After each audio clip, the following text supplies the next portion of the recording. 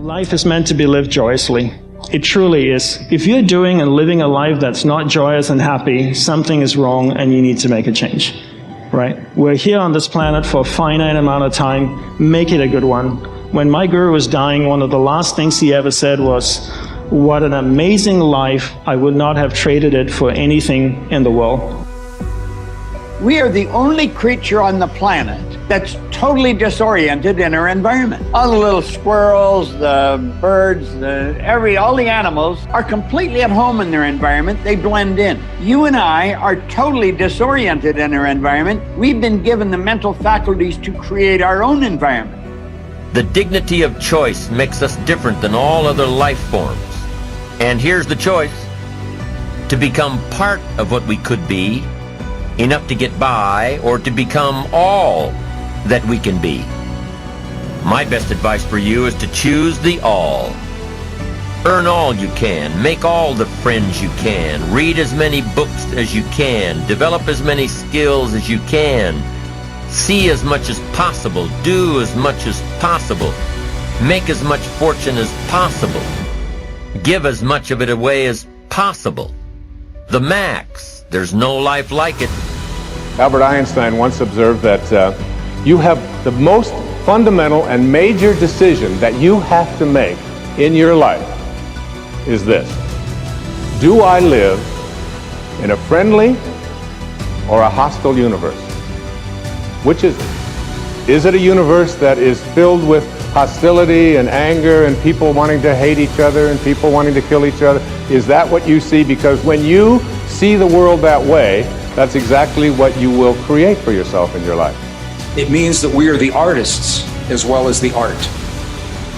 We are the artists designing what we're about to live as the art of our society, of our communities that are evolving right now. So inspired evolution is, to me, when I hear the word inspired evolution, it says to me that I'm part of the process and I am an architect of the process rather than experiencing it as something happening to me.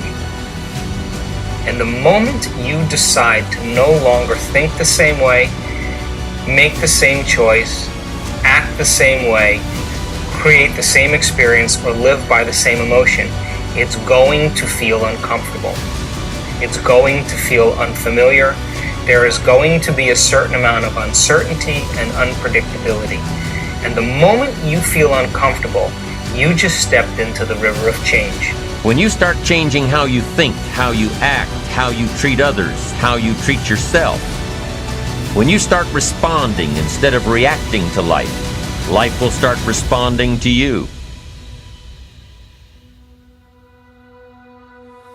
I'm telling you that you can do it with your lifestyle.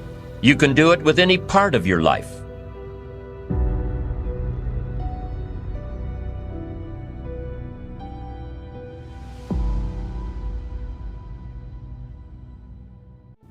One of my early teachers, Dr. Raymond Charles Barker, would repeatedly say, "When there is a problem, there is not something to do, there is something to know. Our minds create our future. When we have something in our present that is undesirable, then we must use our minds to change the situation, and we can begin to change it this very second." It is my deep desire that the topic, how your thoughts work, be the very first subject taught in school. I have never understood the importance of having children memorize battle dates. It seems such a waste of mental energy.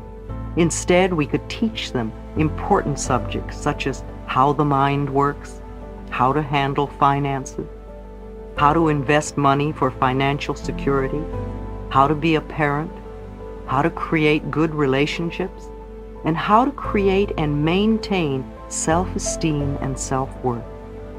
Imagine what a whole generation of adults would be like if they had been taught these subjects along with a regular curriculum. Think how these truths would manifest. We would have happy people who feel good about themselves. We would have people who are comfortable financially and who enrich the economy by investing their money wisely. They would have good relationships. They would be comfortable in parenthood and create another generation of children who feel good about themselves. Within all this, each person would remain an individual expressing their own creativity.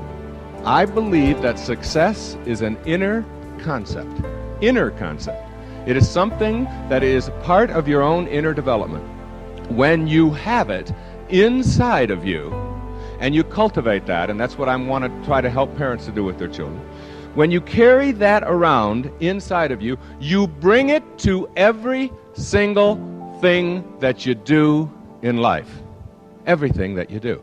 You bring it to your children. You don't get it from raising them the right way. You don't get it by closing the deal. You bring it to every aspect of the deal. You don't get it by focusing on your commission and how much am I going to get, and if I divide this and if I do that, and always being concerned with your own quotas. You get it by forgetting about your quotas and focusing on your customers. You forget about you and all the things that you're going to get out of what you're doing in life as a happy, contented, fully functioning, no-limit human being. You simply go out and advance confidently in the direction of your own dreams and endeavor to live your own kind of life the way you choose, making every day a miracle, and success will chase after you and arrive in your life in amounts greater than you ever anticipated in any present moment of your life. There's an old parable, and the old parable goes like this. There's an old cat and there's a little kitten out in the alley. And a little kitten is chasing its tail. You ever see a little kitten do that? And chase and chase and chase and chase and chase. And the old cat comes up to him and stops him and says, "What the hell are you doing?" He said, "Well, I've been to cat philosophy school. I've been studying cat philosophy. And I've discovered that there are two things in the world that are important for a cat.